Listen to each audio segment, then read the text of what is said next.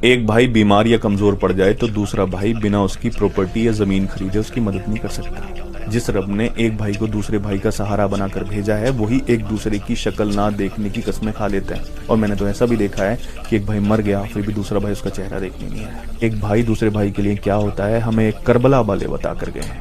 جنگ کی پہلی رات، اگلے دن جنگ تھی، اور اس سے پہلی رات جو تھی نا، سب کو بٹھایا حضرت امام حسین علیہ السلام نے، اور سب کو بٹھا کر کہا کہ جس کو جانا ہو وہ جا سکتا ہے۔ جنگ چھوڑ کر، میرا ساتھ چھوڑ کر جس کو جانا ہو وہ جا سکتا ہے۔ میں یہاں بیٹھے ہوئے سب کو جنت کی بشارت دیتا ہوں، اگر کوئی چھوڑ کر چلا بھی جائے گا تو اس کو جنت مل جائے گی۔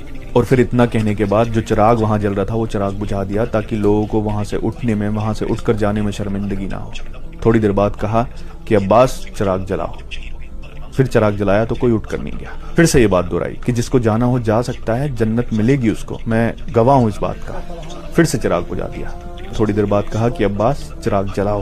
یہ 3 بار کیا، کوئی بھی وہاں سے نہیں گیا۔ یہ دیکھیے، حضرت امام حسین کو اپنے بھائی حضرت عباس پر یہ بھروسہ تھا کہ سب جا سکتے ہیں، میرا بھائی عباس نہیں جا سکتا، اس لیے بار بار کہا کہ عباس چراغ جلاؤ۔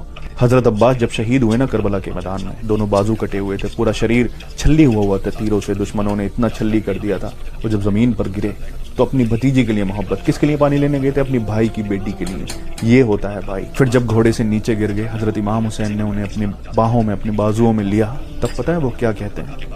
وہ کہتے ہیں کہ بھائی مجھے میرے جسم کو یہیں دفن کر دینا، وہاں لے کر مت جانا، میں شرمندہ ہوں، اپنی بھتیجی کے لیے پانی نہیں لے جا سکا۔